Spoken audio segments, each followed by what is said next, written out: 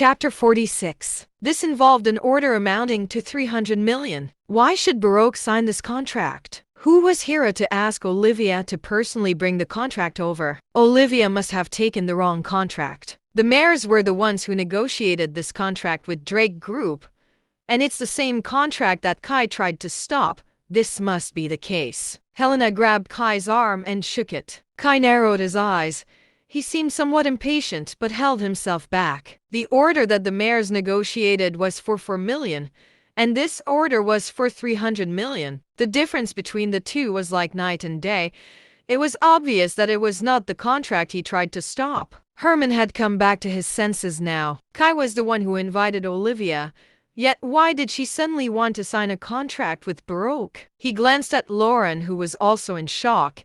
She obviously did not understand what was going on. Olivia explained awkwardly, "I'm really sorry, Mr. Lewis. Our carelessness was the reason for this farce." In response, Herman hurriedly waved his hands. "It's okay. It's okay. Baroque and Rococo both belong to the Lewis family, so thank you for thinking highly of us." Olivia smiled lightly before directly asking, "Mr. Lewis, I'd like to ask you about someone." "Go ahead, Miss Olivia." "This person's name, it's Miss Olivia." At this moment, Alice stepped forward and whispered something in Olivia's ear. A message from Theo had been sent to Olivia's phone just now. "Don't try to investigate Nash. I'll tell you everything when it's time." Alice told Olivia exactly what Theo said, and she nodded. She then said to Herman with a smile, "It's all right. Please hurry and get the person in charge of Baroque to sign the contract." Herman was dazed, but he stopped himself from thinking too much and immediately looked at Harrison. "Harrison, come and sign this." Harrison stood up. He was trembling and did not move for the longest time. The excitement had made him forget how to walk. Lauren grabbed Harrison's wrist. She looked at the old man and said, "Dad, Hera should be the one to sign this contract." Herman nodded with a smile. "As long as it's your own decision." Although he was the chairman of both companies, his focus had always been on Rococo. Harrison's family was fully responsible for Baroque, so they could decide now who the person to sign it would be. Lauren went upstairs and called Hera down. Hera did not believe what Lauren said at first and refused to follow her mother until she started getting mad. She felt like she was dreaming after signing the contract. Helena could not accept this fact. She lost her appetite and followed Kai out without eating. Hubert and Rooney had to supervise the old man's every move, so they stilled themselves and accompanied the rest as they ate. However, neither of them lifted their head during the entire meal. Hera gave multiple toasts to Olivia, her face flushed from drinking. Satiated, the two from Drake Group then left the manor. The old man went back to his room to rest after having drunk too much. Hera picked up the phone and went out to announce the good news to Nash. Meanwhile, Harrison and his wife were sitting on the sofa with big smiles on their faces. "Lori, you're amazing. You managed to negotiate such a huge project worth 300 million, Harrison praised. Lauren rolled her eyes at him. "You really think highly of me. Stop saying that it's me. Not even my dad would have been able to log down a project worth 300 million. Harrison was stunned. "If it's not you, then it's Nash." Miss Olivia's secretary asked Kai just now if there was someone else with a name that started with the letter N. "I think they came here for Nash and mistook Kai for him." Chapter 47. Nash slept through the afternoon and was eventually woken up by a video call from Hera. He answered the call and yawned before asking, "Did you miss me?" Hera smiled. "What about you? If you missed me, then I definitely missed you." "I didn't," Nash responded lightly. She pouted. "Then I didn't miss you either." "You seem to be in a good mood," Nash asked. "I'm in a great mood today. Did you know? Drake Group signed a big $300 million project with us." Hera enthused. "Wow, ain't that amazing?" He sounded surprised. She nodded and continued, "Indeed, it must be thanks to Uncle." She only knew that her uncle was a business manager at Drake Group. She really could not think of anyone else who could be behind this apart from him. Nash smiled and replied, "Stop it with that nonsense. It's all thanks to me. So, how are you going to thank me?" Hera wrinkled her nose. You're not my uncle." "We'll stop here. I have to go to the company to hold an emergency meeting immediately." After she hastily ended the call, she returned to the villa and called her parents to the headquarters for a meeting. Nash threw the phone to the side and yawned again. The old phone on the bedside table rang. Nash picked it up and looked at it. There was no caller ID. He had only given this number to 2 people ever since he came down from the mountain. One was Stellar while the other was Brian. Stellar's mobile phone number was quite unusual as it was only made up of 7 digits, so this call must be from Brian. Nash picked up the phone and answered the call. Brian's voice came from the other end immediately. "Grandmaster, would you like to go out for a drink? If you have something to say, just say it," Nash replied lightly. "Mr. Watson wishes to meet with you," Brian said carefully. "No." Nash refused without any hesitation. He gave the Watsons a chance yesterday, and they failed to cherish it. Brian said bitterly, "Grandmaster, to tell you the truth, I usually bring my colleagues to the mountains to conduct free clinics. Mr. Watson even donated $30 million to the free clinic team yesterday." Nash smiled tacitly. "Is this a good thing?" The donation was just a facade to please Brian, yet he actually dared to accept it. "Grandmaster, I didn't want to accept it either. But I want to help those poverty-stricken families in the mountains. Those people don't have enough to eat. They don't have warm clothes, and they suffer from illnesses. I see it and it hurts." "All right, enough with this trick. Take him to where we had dinner yesterday."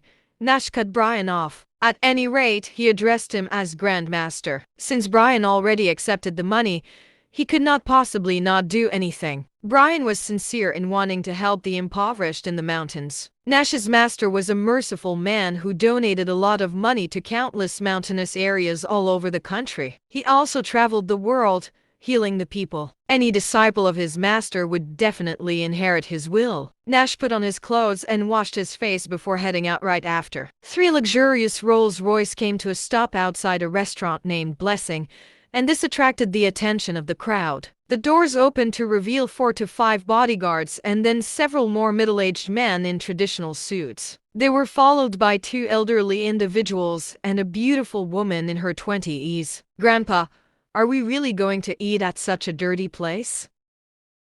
Chapter 48. The beautiful woman looked at the grease-stained signboard with disgust written all over her pretty face. She was wearing a pale yellow dress, white stockings, and a pair of pure white cloth shoes. Her jet-black hair hung down her waist, and her features looked delicate on her heart-shaped face. She frowned slightly, and it was quite a shame to see her face contorted like that. "Isn't she Walter's grandchild, Queenie Watson?" "Nonsense.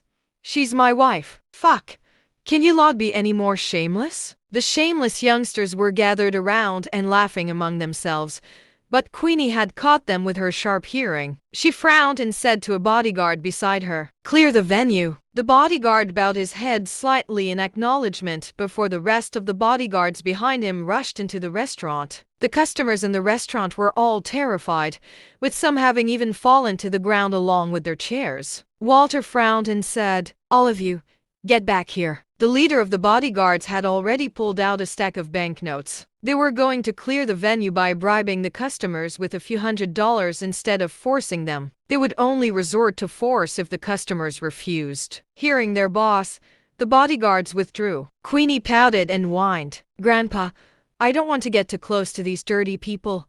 They're filthy, and it sours my mood." Her cloying voice aroused a few of the youngsters as they all stared at this beautiful woman through the periphery of their vision. "I told you not to come, but you insisted. You're here now, and you're making so many demands. Do you really think that the entirety of Johnford is yours?" Walter barked. She was his second son's daughter. She had been spoiled since she was a child and had never suffered before. He was worried that his granddaughter would cause trouble.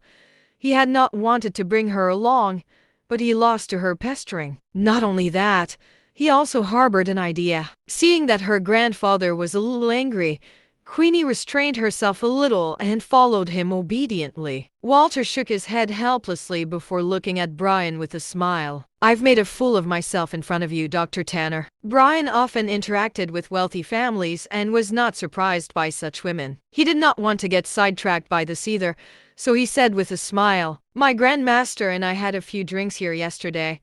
He must have liked what they served here since he decided that we would meet here." Walter smiled and nodded. Then I must try the food here today. When Queenie heard that she was going to eat here, she immediately felt fear run through her. She glanced sideways at the other tables. A few shameless young men were stuffing their mouths with red, juicy meat. At another table, a few old men with missing teeth were gorging on large pieces of fatty meat. Oil and juices dribbled along the corners of their mouths as they chewed. Queenie's face turned pale with fright as her stomach flipped. She almost vomited the milk she drank in the morning. Brian requested for the restaurant owner to vacate a table. The restaurant owner looked at the luxurious cars and bodyguards outside while he was wiping the table with a black rag. He could not help himself from asking nervously, "Mr. Tanner, who are these people?" Brian replied with a smile, "This is Walter Watson, the richest man in Johnford." Hearing this, the restaurant owner was so frightened that he accidentally flipped the table over after exerting too much strength. The richest man in Johnford had actually patronized his tiny establishment. "We'll have yesterday's menu, don't be stingy with your good wine." The restaurant owner quickly set up the table, nodded, and said, "I'll go home and bring over the old wine that my great-grandfather hid in the cellar later." Brian brought Walter to his seat. Queenie did not dare take a seat after she saw the worn and reflective chair. It was not until the owner brought a new chair over that she covered it with paper towels before finally sitting down. The table was so greasy that it reflected light. Queenie suddenly regretted coming out with her grandfather. About 10 minutes passed before Nash arrived. Brian hurried up to greet him. "Grandmaster." Nash nodded calmly and followed Brian to where Walter was. Chapter 49. Walter also stood up and put a hand over his heart in greeting. "It's nice to meet you, Grandmaster." Queenie, who had been playing with her phone, glanced up at Nash and immediately froze. He was way too young, no? Was he really Dr. Tanner's Grandmaster? "Just call me Nash." Nash did not even look at Walter. He just sat down on a chair and picked up his cutlery before digging in. Having slept till noon, his stomach was empty. "Hey, my grandpa greeted you," Queenie said with a frown as she could not stand to see this. Nash picked up a piece of fatty sausage and stuffed it into his mouth before chomping down on a few mouthfuls of mashed potatoes as well. The food here was much better than the food he made back on Teely Mountain. Queenie became even angrier when she saw that Nash was ignoring her. "You, Queenie, don't be rude." Walter gave Queenie a hard look. Kai had offended Nash yesterday, and he did not want Queenie to do the same again today. Nash glanced at Queenie indifferently before he replied to Walter, "Let's eat first. This meal is on me." Brian poured each of them a glass of wine that the restaurant owner had brought over. Walter picked up the wine glass and said sincerely, "My disappointment of a grandson offended you yesterday, Dr. Tanner. I hope you won't take it to heart.